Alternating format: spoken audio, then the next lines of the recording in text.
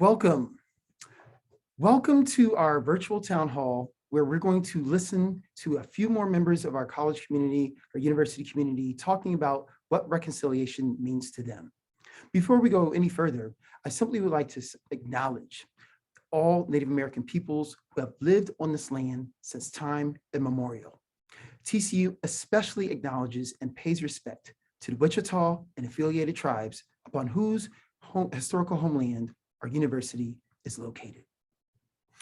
Greetings and welcome once again. My name is Dr. Frederick Gooding Jr., aka Dr. G, and I am chair of TCU's Race and Reconciliation Initiative. Our charge, as mandated by the Board of Trustees and the Chancellor, is to study TCU's relationship with slavery, racism, and the Confederacy. We are actually in year 2 of a 5-year pilot plan, and indeed, the journey is exciting. We are in the middle of embarking upon what the possibilities may portend for TCU as we look to influence the future. But in the meantime, we simply just want to remind everyone that we're an academically based, research-focused initiative, and so therefore any questions outside of our scope, we'll simply refer them to the appropriate parties. Again, part of our action plan is to provide a context and sense of community so that we can understand what reconciliation will mean to us as we proceed down the path. So today's town hall is the 5th and final installment of us going all around the campus. We listen to all 9 colleges and including the School of Medicine, TCU School of Medicine, TCU Athletics, and we'll also have a chance to hear from Bright. But the idea is that we want to have an opportunity to, include all voices so that we can hear about what reconciliation means from different angles as we navigate the various shades of purple. And so, in order to kick us off today, we're going to have the School of Interdisciplinary Sciences Studies, and we're also going to have the Harris College. In order to introduce the Harris College, we have with us, we're very fortunate to have Dean Christopher Watts, who is the Marilyn and Morgan Davies Dean of the Harris College of Nursing and Health Sciences. Thank you, Christopher. Thank you, Dr. G. I'm inspired by your name that you're allowing people to refer to you. So I think from this point forward, I will allow people to refer to me as Dean Dub. C-Dub was my high school nickname, Dub for the W, my last name. So there you go, everybody. Yeah, thanks for the opportunity to let you know what's going on in Harris College. For those who don't know, the Harris College of Nursing and Health Sciences is a health science and human services focused college of TCU. We have 5 academic units, including nursing, nurse anesthesia, communication sciences and disorders, social work, and kinesiology. And certainly Harris College acknowledges that we have a long journey still ahead of us to realize this vision of inclusive excellence that's going to provide access and opportunities to students, faculty, staff from all backgrounds, but especially those who have been historically underrepresented. At the same time, we're also proud of our endeavors that have led to diversity and inclusion at TCU.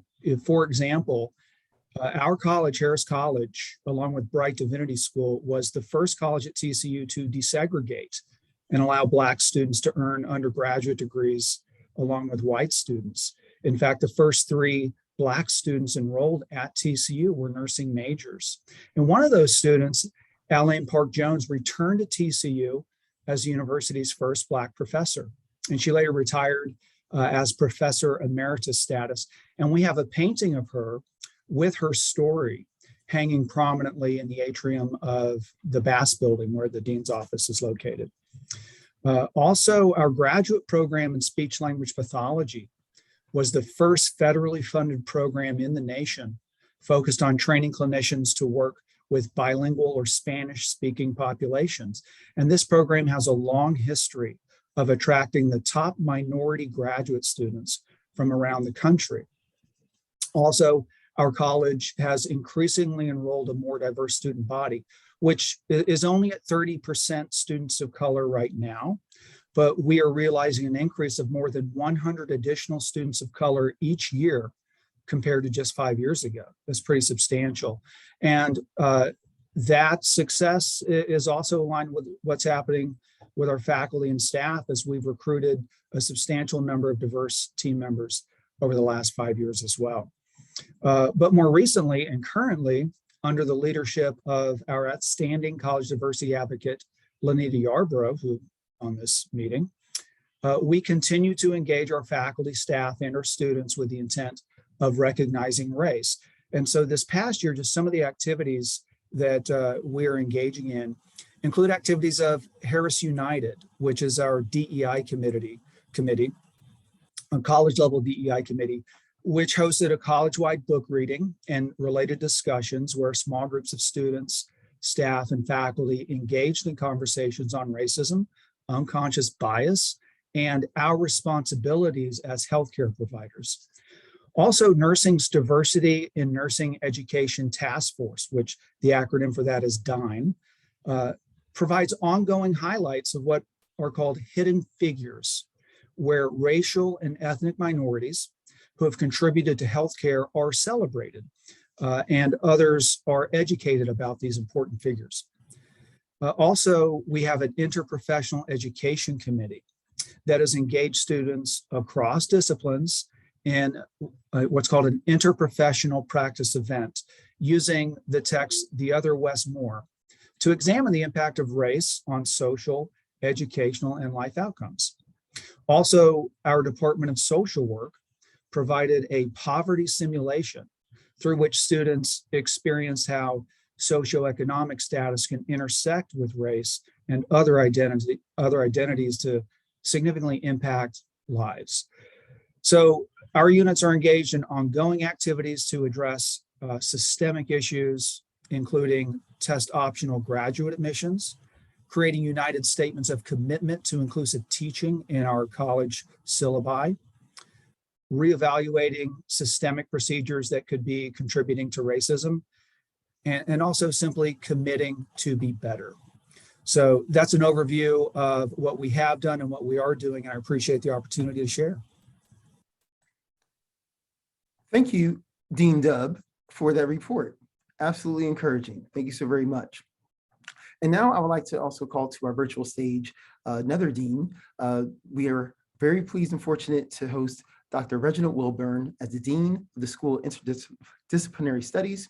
And ladies and gentlemen, I mean, we're talking about Dr. Wilburn, what, 90 days? Not even 90 days, right? So, I mean, we're talking about just fresh out the box, got that new car smell.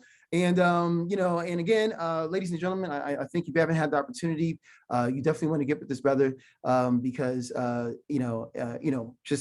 just think if you have the opportunity to do so, you'll probably end up then sending thank you notes to Teresa Dahlberg for this hire. Indeed, we are, I think, better off as a result. And so again, from one Dean Dubb to another, Dr. Wilburn, take it away. All righty. Thank you. Thank you so much, Dr. Gooding. And thank you for all of the fabulous inaugural work you are doing in this role, you and all of the members on the team. And certainly I'd be remiss if I didn't take an opportunity to thank Dr. Steele, who is our special assistant to the provost, who's helping us to reckon with our past as an institution. It is my pleasure and delight to be among this community as the Dean for the School of Interdisciplinary Studies. As many of you know, the heartbeat of what we do is anchored in diversity, equity, and inclusion, particularly through our two departments, Women and Gender Studies and Comparative Race and Ethnic Studies. Also, many of you may be familiar with the Idea Factory, which is an auxiliary unit in CIS, as we like to call the School of Interdisciplinary Studies. And what fascinates me most about the portfolio attached to this school is certainly in the times that we're living, if we open the newspapers, if we turn on the news, if we look around us and see how we're interacting with one another in discourse, how language can be used and misused, we know that the work of studying the any isms in culture as the central thing that we do, as the central lens of inquiry, that there is definitely a space, a word, and a gospel for our faculty, staff, and students to engage in. And more often than not, central to what we're doing in that work is not being satisfied with investigating and examining phenomena through a single lens. We do it through interdisciplinary inquiry and multidisciplinary inquiry so that we are layering context of analysis and understanding onto our study of phenomena that makes worlds tick. Our engagement with the reconciliation, the RRI initiative, I think is rather general and with some levels of specificity of note. For example, in addition to being the School for Interdisciplinary Studies, where we showcase our research, our teaching, our service in areas dedicated to DEI efforts of analysis, members of our unit daily engage the community in advancing several RRI efforts. These efforts include, but are not limited to, the following. One, reaching a broad population of students via our roles as educators, the courses that we teach, the research we produce, and the various community engagements beyond our campus where we may be found leading as public intellectuals. Two, we also provide a space, a safe space, a haven for marginalized staff, students, and faculty in particular, that all of these communities might remain whole while engaged in the work and scholarly activities at a predominantly white institution. Three, we have participated in the past as panelists for the Reconcile This podcast that's associated with the RRI initiative. In particular, at least 8 of our faculty at different times have served as panelists for these podcasts. Fourth, in her role as faculty member and associate dean, Dr. Fran Huckabee has collaborated with Dr. G in early efforts geared toward curating and discovering, I'll use discovering, putting DIS in parentheses, discovering the history and entrepreneurial efforts of Ida Jarvis, and we are eager to see the fruits that continue to blossom from that work. And then additionally, because our unit relies on an affiliate faculty model, I am poised to suggest that it goes without saying that our imprint and spirit of collaboration with the RRI initiative is amplified by the faculty who are housed in other units, but certainly work and engage with us and provide courses and teaching and mentoring for our students. And so in that regard, you can pretty much go across every college into multiple departments and see the imprint of CREST through our affiliate faculty reliance model. And thank you. I think that's all that I have.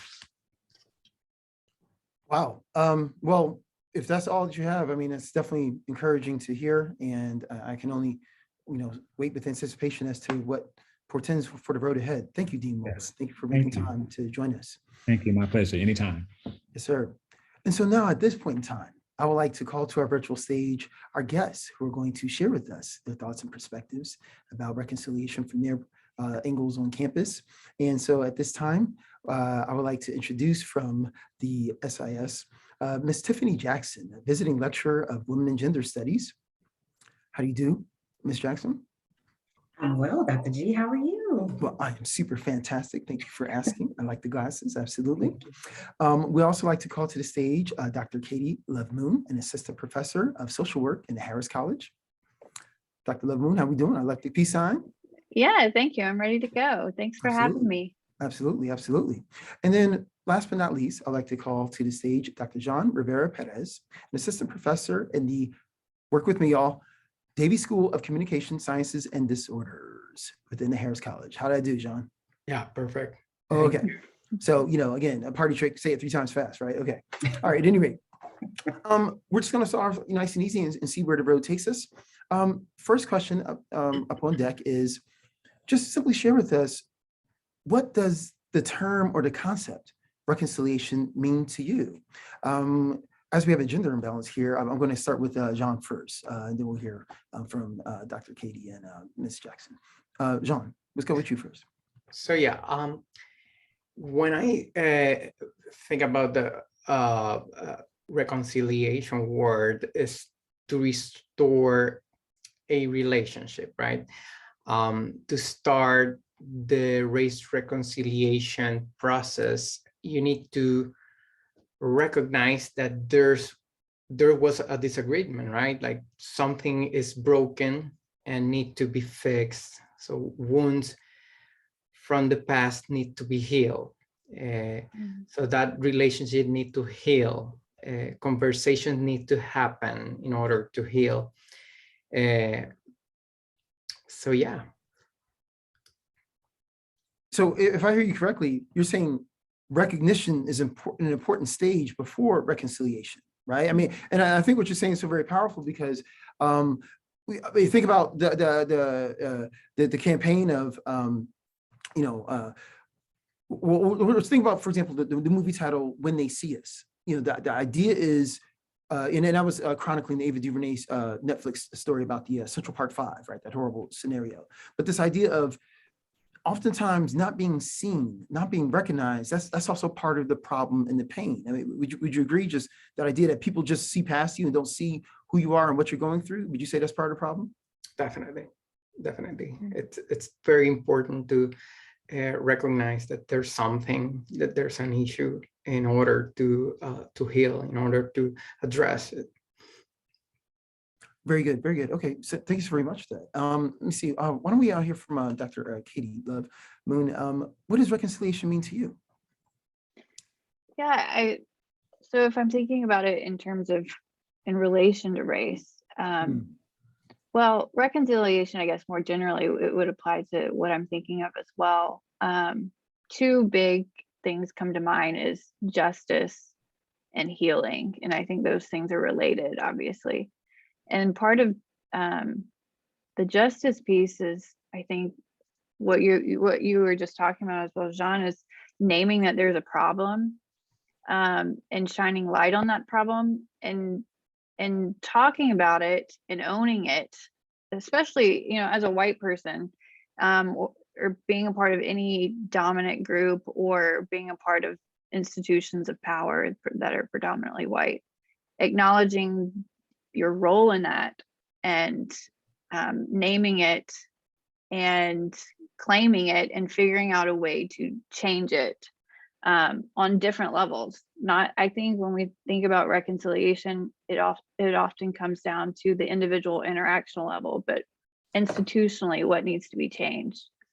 And then the healing part is, and part of healing is acknowledging the problem and taking ownership, but also celebrating and kind of centering the experiences of groups, particularly Black, Indigenous, people of color, whose voices have been silenced in the past, whose contributions have been ignored or erased, and they've really always been there, but bringing those back to the forefront, and letting that be a ongoing process, not just like a one-time moment where we do it, where it's a constant reflective process of like critical process and process of healing.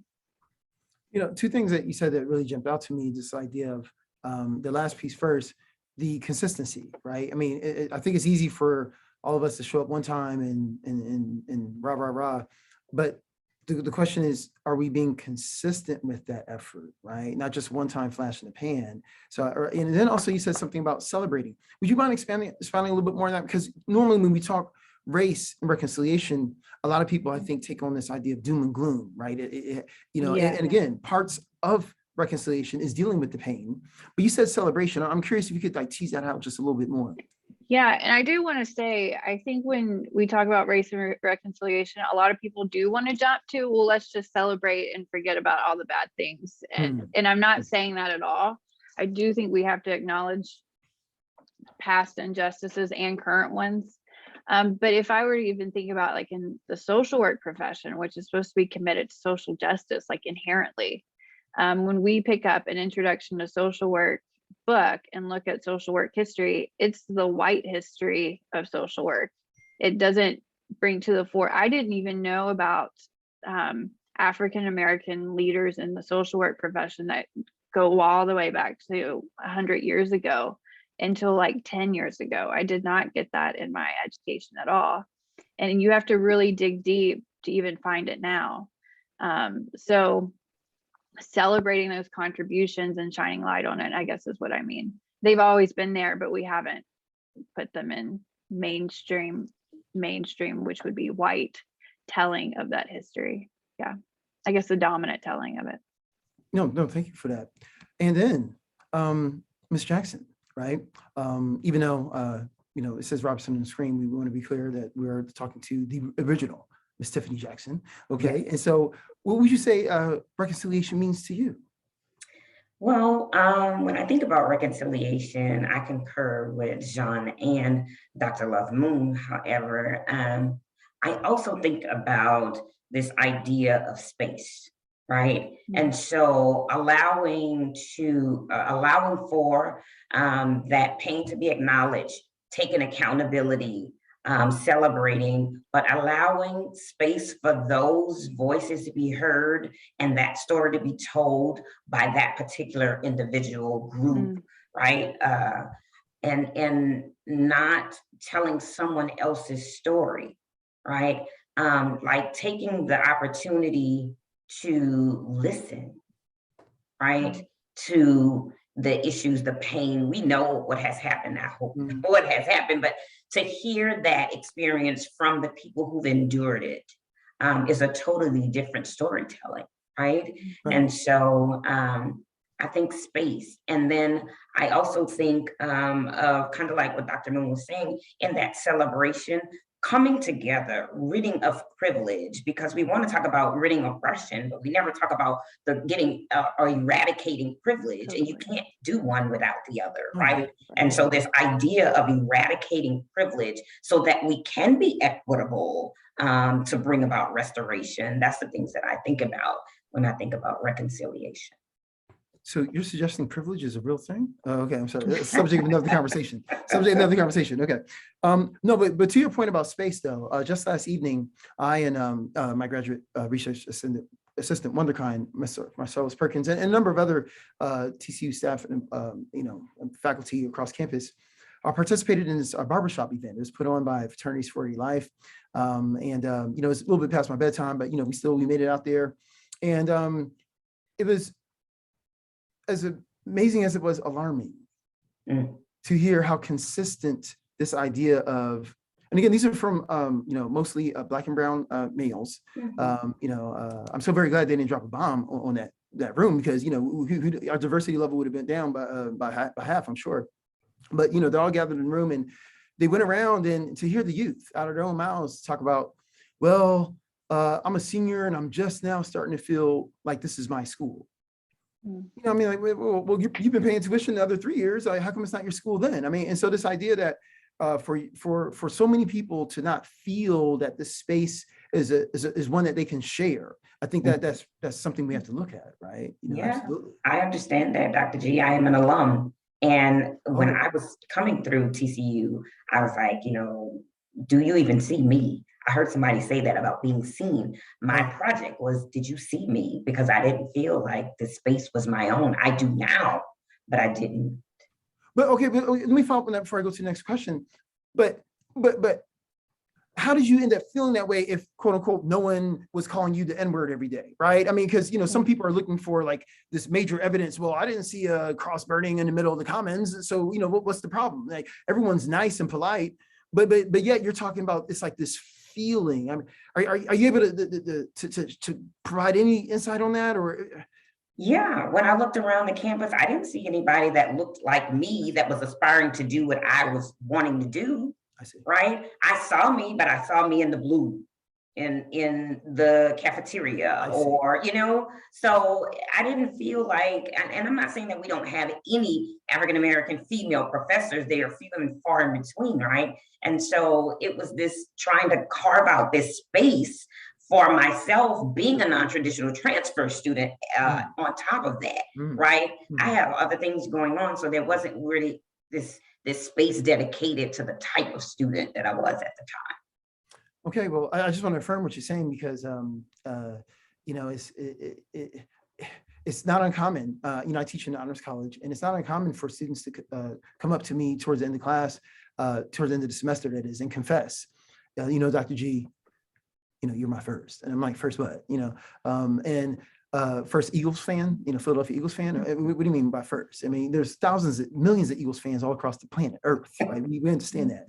But at any rate, they clarify and they say, no, you're my first ever African-American professor. Like, wait, what? Think about how all four of us right now on the screen, none of us can say that with the opposite. You understand what I'm saying? You're going to make contact, and that's fine, and that's good. We benefited from it. But think about how so many of our white brothers and sisters may be missing out by not having a Miss Tiffany Jackson, being introduced to John, Perez, Dr. John Perez, earlier, right? And so along those lines, let's circle back to you, Dr. Rivera Perez. What is your vision when you think about an equitable Harris College of Nursing and Health Sciences? Like what does that look and feel like, based upon what Ms. Jackson was saying about space and feeling? Yeah, it is, having those spaces of conversation between faculty and students to provide competent services, not only, from the perspective of Harris College to our patients, but also to our students.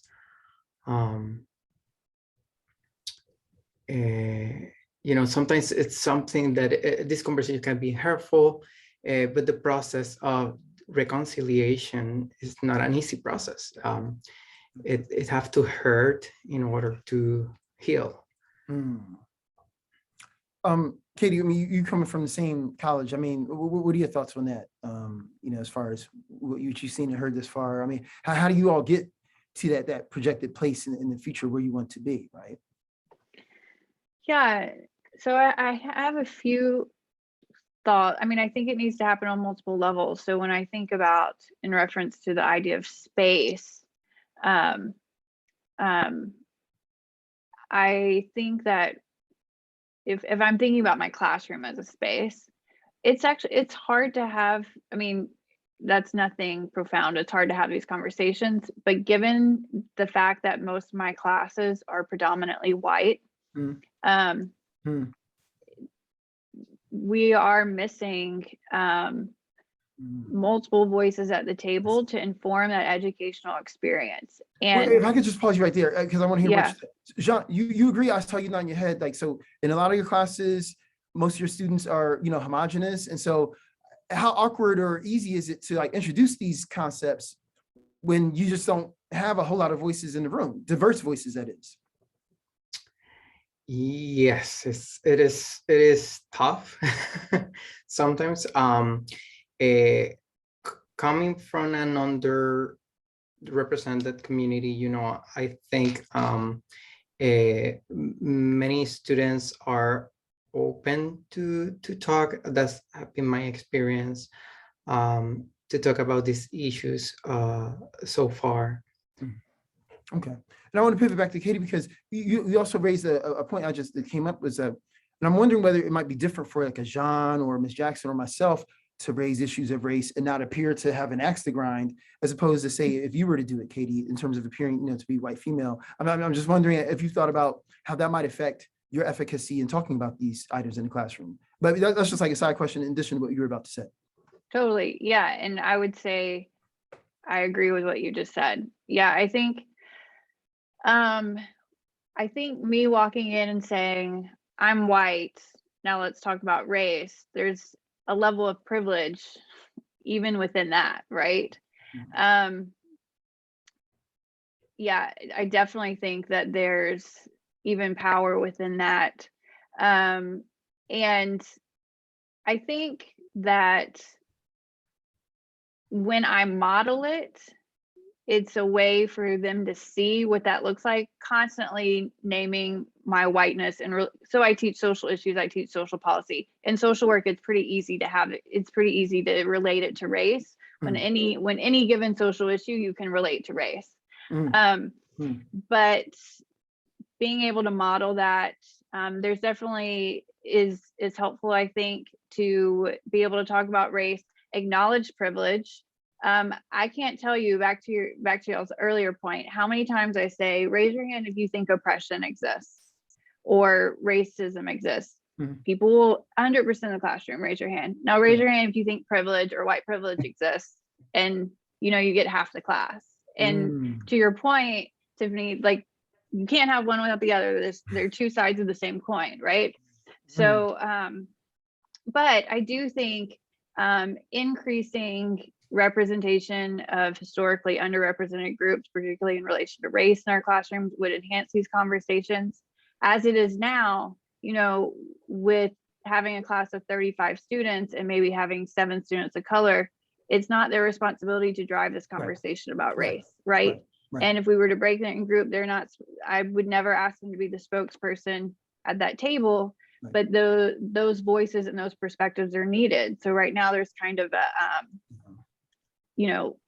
we're in this middle ground where representation has increased, but not enough to where it can be an equitable conversation in our classrooms.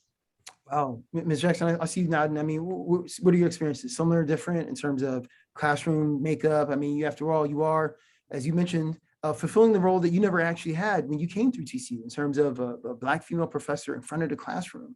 So yeah, what's that like for you? Well, I absolutely love it first. Let me say that. Okay. Because I get to have these conversations with my students because I teach women and gender studies, right? And so my entire course is designed around the social construction of sex, gender, and sexuality, around privilege and oppression, and around intersectionality. So I set the tone of the class in the beginning of the semester to let them know these are the conversations that we're going to have in this class. But I also set a tone to let us know, and we develop this bond, and it takes a few weeks, right? To let us know that we're all here to learn together. We don't have one spokesperson that's going to speak for an entire group, like Dr. Love Moon was saying. But that I also make space for their voices to be heard, to chime in on these concepts, right? And so what I found is my students welcome the conversations. Oh. Are they all jumping in to just, collab? No, they're not. Wait, I gotta just jump in because I think sometimes the perception is, oh, we're talking about race, like, that's the third rail, that don't touch that topic, don't talk about it. But you're actually finding out that if you do approach it properly and set it up with the proper context, the students are willing to engage. Yes, they are. They are. And I let them know that, this classroom, Dr. Love Moon, thinking about space, this space is twofold. It's as safe as I can make it, not guaranteeing that any hurt will come from it, but it's also a brave space where you have to be brave enough to speak up and know that there is no condemnation in this room, right? None of us did this, but these are conversations that we have to have in order to learn one another and grow and change. That's a fascinating concept, the idea that a classroom can be a space for learning, discovery, and education. I mean, no, seriously. I mean, what you're saying sounds profound. If there's a place to do this, it might be in the classroom, right? To explore. And so let me put it back to Dr. Jean. Like, knowing that you have this opportunity to leverage the classroom for further growth and discovery along these lines, from a department standpoint, like what specific efforts would you say are taking place in your class? I know the dean gave us a pretty impressive laundry list, but in terms of your day-to-day, like, is it a frequent topic of conversation? Is this something you have to advocate for? I mean, in terms of, we're talking about systemically, because I mean, you all are obviously part of the panel, so you all, I think have a relationship with it individually, but I'm just curious, like, from a, systemic standpoint, how does this play out? So let's hear from you first, Dr. Jean. So do you mean in my department, right? Yes. Yeah, in my department at the level at the department level, we have some initiatives to embed DEI across the curriculum right now. So we actually have a graduate student DEI course called Multicultural Issues. And we are planning to have a DI class for undergrads now, based on communication, science and disorder. Since we work with language, we work with pragmatic culture. So it is very important for us to have those courses available. And to prepare these professionals well to work with the general population in the United States. We are doing book clubs. We discuss white fragility, how to be an anti-racist. We generate discussions in regard to the hidden curriculum, how to help students on underrepresented community. Wait, I'm sorry, we say hidden curriculum. What do you mean by that? Just for the edification of the audience? Yeah, those are the things that students not necessarily are things that are not taught in high school. For example, the syllabus, the importance of reading a syllabus, the things that taking notes, ask the professor how to address certain concerns that the student has. These are things that are not explicitly explained to many students, and usually underrepresented students are the one who usually have more difficulty to understand college level. So we also have been able to do student training in our department. We did a workshop to review our current operation and plan to identify and support DI initiatives using the inclusive excellence framework. And we are lucky to have Lenita Yarborough in our department. So she has been very, very great helping us to direct a lot of DEI initiatives in our department. And I'm really appreciative of the specific example you provided, because I think when you talk about this idea of like privilege and like, oh, well, what is it? Is it made up? Well, I mean, the fact of the matter is that if you have parents who've been to college, then think about, if you have two parents who went to college and they're dropping you off, they're just talking about things at the dinner table that you might take for granted that somebody who's first gen may never ever heard of. We can think about it out of respect and deference. Like if the professor says, this is the syllabus, then many students might say, that's it, as opposed to what you suggested, knowing, because if mom said, you go to that professor and you talk to them and you explain, right, this idea, oh, I didn't know I could do that. Of course you can talk to your professors, they're human beings, right? But I knew when I came through college, I thought whatever they said was carved in stone and they brought it down from Mount Sinai, right? I just never, seriously, no, Katie, you laughing. I would never even think to, but now guess what I did to my son? I said, listen, you go and and it's just a natural thing. Now that I've been exposed, I can now tell him. And so, but what you're suggesting is so many students first time or color lack that exposure might be at a slight disadvantage, right? And it can be cumulative. At this point in time, speaking to students, I hate to tease the public like this. So I think it's time. I just need to cut the drought. Ladies and gentlemen, I think at this point in time, it's appropriate to bring on to the virtual stage none other than the marvelous, the mellifluous, and the magnificent. Now would be none other than Mr. Perkins. Perkins, how you doing, my brother? I'm doing well. Sorry for the lateness. We just wrapped up a conference presentation. So okay. So again, remember I told you that the cake was flying around? Okay, so that's what I meant. So Mr. Perkins, there's a very favorite question that you'd like to ask, and I wanted to save it for you. It starts with the P, something of that nature. If you want to pose that to our guest here, I'm gonna let you take it from there. Yeah, so for our panelists, I've been watching in the back, and I'm definitely appreciative for you all's time, energy, and effort. One of the questions that I wanted to ask is, how do you all grapple with this idea of being performative? Because a lot of times when people are trying to do this work outside looking in, they don't know the inner working. They don't know how long you've prepared, how long you've educated yourself, how long you've invested in learning about the different topics and working and having those reflections of yourself of like, what biases do I need to work through so that this work is authentic? So for you all individually, when you are doing this work, how do you reconcile per se with this idea of people may perceive this as being performative? That's a good one. All right, so we keep hearing from the Harris College first. They our team, their SIS crew. So here, when we hear from SIS first, Ms. Jackson, what you say?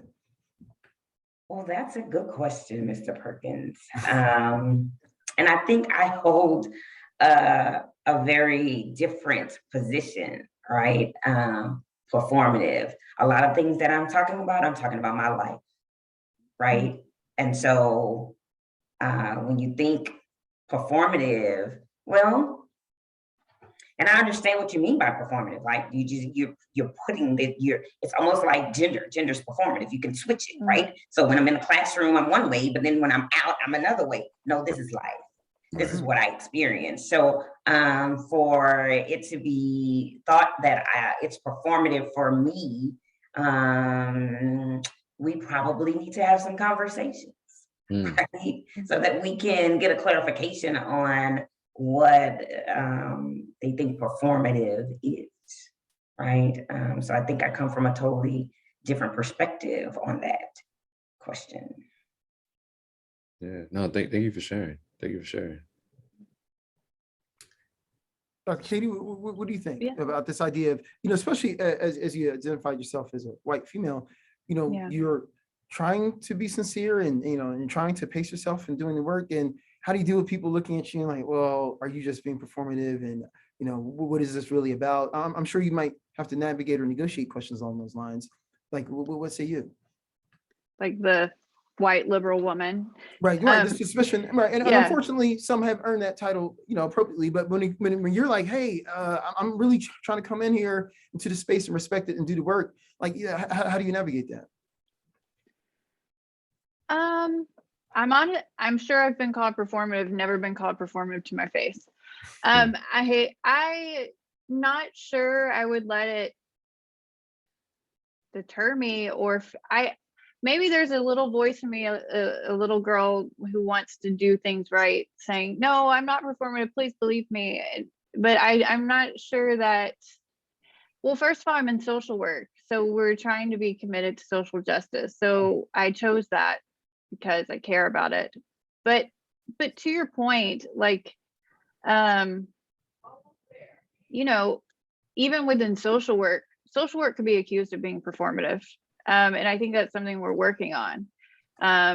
We are committed to social justice, but a lot of times, like, our efforts to achieve social justice, like, reinforces racism or sexism or classism because we're not addressing systemic issues. We're just providing resources, which is needed, but it also perpetuates issues. And so I think that's something we're constantly working on, to be more critical in how we address issues.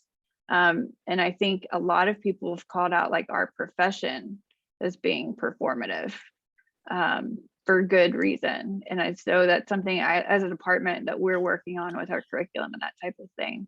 But I think it's a good question.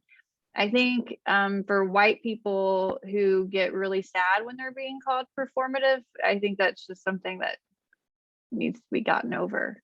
But yeah.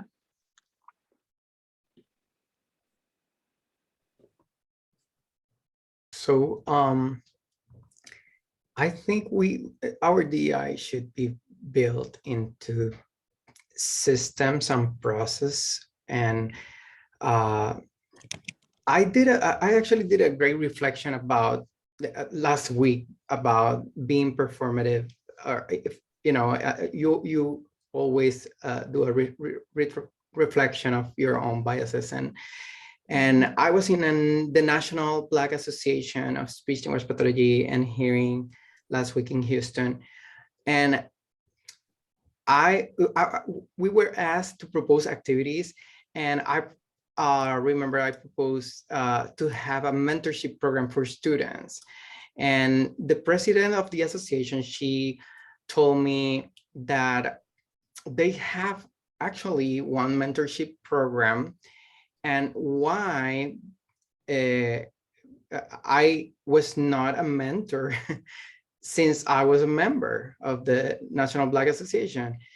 And my reaction is, well, I am a white Latino, maybe, I not necessarily have to be, a member. So I realized that you don't need to be Black to act as a mentor. Okay. No, I'm sorry, Jean, you said something so very beautiful. You don't have to be Black to love Black people. You see what I'm saying? You don't have to be Black to love Black people. I mean, see, that's where the core of our humanities was at stake. You see what I'm saying? So I think what you said was just very powerful. You stimulated me. Proceed. So, yeah, a colleague from an I'm a colleague from an underrepresented background, but I have I can lead students, I can help people from other underrepresented backgrounds that are different than mine. And to be an ally, you need to put your words into actions. Yes. And I have a great reflection about, I'm being performative, or I'm doing something to change. I'm helping the community. My words are acting. Dr. Rivera Perez, I think you harp on an excellent point that I wanted to get to, is about that actionable piece. And then, when we first started, when people say is RRI performative, I took it personal. And I was like, they don't know. And I asked Dr. G, I was like, Dr. G, I think they think we're performative. But after a while of like watching the consistency of the programming, the intentionality behind, the wording, and how much effort not only Dr. G put, but everyone we worked with, the care of like, do they think we're performative? The action showed that we are so intentional about this. This is the work. This is our life. I don't care if you think it's performative, because I know that for the people who are paying attention, that are beneficiaries of the work, they understand that this comes from a genuine place. And it's not about getting a pat on the back or award. This is because we genuinely care. So the action piece, that for me is where it was. I was like, we're so consistent with the action that no longer matters. That whisper of, is this performative, no longer matters. And so to kind of also piggyback, and I'll pitch it back to Dr. Perez, when you first heard of RRI, what were some of your first thoughts? And you could be honest with us here. Like, you can be honest. But what were some of your first thoughts when you heard of RRI? For what? Sorry. For RRI, so like the race reconciliation. This, when you first heard of it, and TCU was implementing it, what were some of your first thoughts? Yeah, it's I think it is related to restore our relationship, right? Those were my first thoughts. Do you remember where you were when you first heard about it? Like, and what did you like think? Did you think, oh, TCU is like, really on board, or were you like cautiously optimistic? Were you suspicious, or like, what was your reaction like when you first heard about this initiative? Yeah, it was so the first time that I heard about this was here when I went at TCU, when they were investigating the relationship with slavery and Confederacy and racism. So that's the first time that I learned about. So I searched for more information, and definitely learned that this required a process of acknowledging, the past violence and also the intersectionality of different identities. So in order to heal. Did I answer your question? Yeah, absolutely. Thank you. What about our other panelists? We're interested in knowing, when you first heard of RRI, what were some of you all's first thoughts? Well, to be honest with you, I was like, here we go again. Oh, yep. Okay. Right. Well, because remember, you speak, Perkins, I don't know if you caught this, but she's an alumnus. You know what I'm saying? So she's been through this whole cycle, right? And again, she's now the professor that she never had, right? It's amazing. Thank you, Ms. Jackson, for even, that's a step towards reconciliation. You had an experience that maybe wasn't optimal, but you said, you know what, instead of like, this is terrible, you said, I'm actually going to be part of this solution. You see what I'm saying? And that takes a lot of strength and courage to do so. So you're saying at first you was like, what?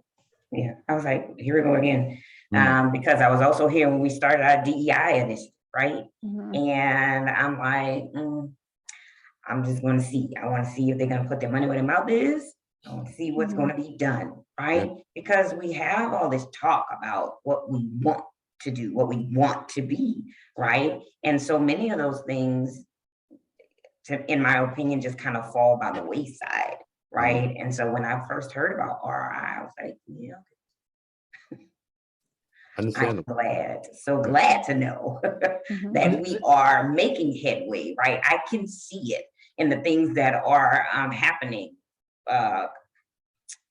Meetings like this, you know, the acknowledgement of the land and all these types of things, right? And so I can see fruits, right, of the program, this particular organization. So I'm definitely pleased. But you asked me about my first reaction. It was like, yeah, whatever. Yeah. Well, the fact that you're here, Yeah. I think is a step for us all. For you to go from this to now I'm actually in the mix. Mm. That's beautiful. I mean, in terms of us maybe modeling that we can start off skeptical, but come to a point of negotiation, conversation, moving towards reconciliation. Dr. Katie Love, what would you say? Yeah, it's something similar. I wasn't skeptical of it in terms of the purpose. I was skeptical in terms of like, all right, is this just like lip service to something that's been needed to be done? And even at the time, like, so with the DEI stuff, I was on the DEI committee for like the curriculum, for the core curriculum, right? I feel like when we have people in that room, it's like we're listening to the same voices. You know, it's still predominantly white. We're trying to create solutions to problems created by like the same perspectives. So when an initiative comes out, you don't know the faces behind the initiative, like from where I'm standing. So you don't know, like, okay, who's going to be in charge of this? How much funding is going to be allocated towards this? Is there really going to be a difference? But just the other day, I walked past what's the statue with the race and reconciliation thing next to it now. Yeah. And I was like, okay, interesting. The statue is still front and center, but the critique next to it and the story behind it is, you know, a step forward. So yeah, just learning more about it. Yeah, I mean, I think brought me that back in the fold. that says a lot about, you know, the willingness to be open to RI and the art of the possibility. And I think that's where, you know, we definitely appreciate it. So before I turn it back over to Dr. G, I wanted to offer to the panelists any brief, you know, closing remarks or thoughts that you would like to share. Well, I would like to say, I'm sorry, Dr. Love Moon. I would like to say thank you to you, Mr. Perkins, and to you, Dr. G, for the work that you're doing and your whole committee, because it is uplifting, it is encouraging and empowering, and it helps to know that we're all in this together and that we are making strides. So I know it's not about being pat on the back, but I feel like it's okay for me to pat you on the back and say thank you for the work that you do. Wow, well, thank you. Appreciate that. Thank you. I want to echo that as well. Honestly, I didn't understand your performative piece as in terms of like people have been telling you this has been performative. So I can understand why that would be received. Yeah, I can see that now, like that the initiative is performative. Yeah. So to that, I would like to also balance the scales and say, job well done and thank you for the actions and including me in the conversation, because this has been a learning, reflective time for me as well. Yeah, thank you. Thank you for your work. I believe that our community need to understand that these initiatives have to do with everybody personally, not just for the underrepresented community. It's for everybody, with, you know, with the members of their family, with their friends, the community, our country, you know, veterans.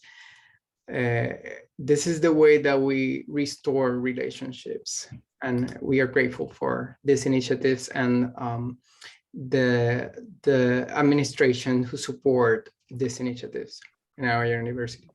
Thanks. They appreciate those very heartfelt messages from you all. And as we close out and I pass it back to Dr. G, I definitely encourage those that are listening and those that will be watching on the YouTube to invest in yourself, to continue to engage in these conversations, and to most importantly, practice. Practice, practice, practice. Because if you're willing to be vulnerable and practice these conversations, then it'll come a little bit easier to actually engage. And then you'll find yourself connecting with more people who are also practicing. And then you all become a choir of the work of reconciliation. So with that being said, I'll pass it over to Dr. G and turn off my camera. And thank you, Mr. Perkins, and thank you to all panelists as you all turn off your cameras. Thank you so very much. We're so very appreciative of you all walking with us as we proceed down the path to reconciliation. And when we say practice, Mr. Perkins, that, I hope that wasn't a reference to Hampton Roads practice. We're not talking about practice, right? Okay, so I just want to share a few brief announcements with you before we break. If you have not already, you may want to check out the podcast called Reconcile This, where Mr. Perkins and I are going around our campus and even nationally, talking to people who are engaged in the work. And as you all can see on the right-hand side, this is actually taking on an international component. And so people are listening, people are watching what we're doing, and we have the opportunity to lead on, right? We have the opportunity to lead on with our practice, with our best practices, okay? I also want to let you know that we are engaging the practice of inquiry. And so to that extent, there's a survey on our website that will help us analyze the racial geography. I mean, we heard earlier from our panelists about space. I told you last night, I engaged with real TCU students who were enrolled talking about space and how they feel a part of space. And so to that extent that you can make time for what's important, feel free to share your thoughts through that survey. Also, in terms of making time, we have 3 dynamic events coming up that you don't want to miss. On the 31st of March, we have Cultural Cuisine and Intercultural Center. By all means, stop by and talk to John Singleton or Tamika Gordon for more information. Also, in celebration of Asian American and Pacific Islander Month, there's going to be another Cultural Cuisine at the end of April. The 22nd of April, and that is a Friday.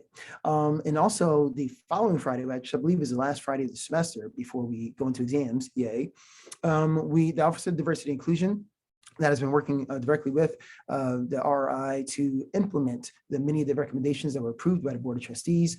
They were going to be partnering with the Office of the Chancellor and the TCU Commons, and you don't want to miss that as well. And moving along, speaking of can't miss TV, on the 1st of April, we're going to have a panel about engaging pedagogy. And so when you're talking about, okay, but what do I do and how do I practically go about implementing these ideas? Well, ladies and gentlemen, here's an opportunity for you to listen to practitioners who are practicing and sharing their best practices. And I believe it will be quite edifying indeed. And so do make sure you make time and plans for that. But last but not least, ladies and gentlemen, if you haven't put this on your calendar, you have to circle with a big bright red pen or green if you're a fan of the Philadelphia Eagles. And the idea is that from 11 to 12 on the 20th of April, Wednesday, inside the Blue Auditorium, we're going to have a program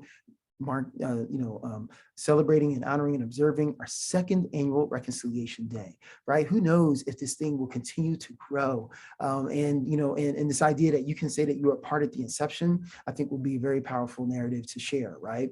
And so afterwards, from 12 to 1, we're going to have food, festivity, and fellowship. Please join us, right?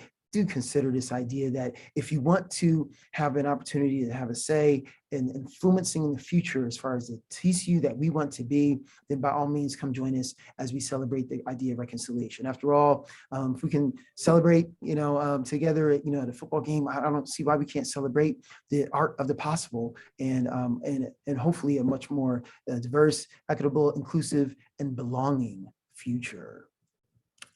Finally, ladies and gentlemen, as we conclude today's program, I just want to reiterate my gratitude and thanks to Team RRI and also to all of our panelists and the deans who participated today and all of the colleges that participated all year long, and simply say that when it comes to reconciliation, I, as your chair, Dr. Frederick Gooding Jr., aka Dr. G, cannot ultimately promise what will happen as a result of our efforts to pursue reconciliation. But I do pledge to you that we are doing the best we can with what we have. Thank you.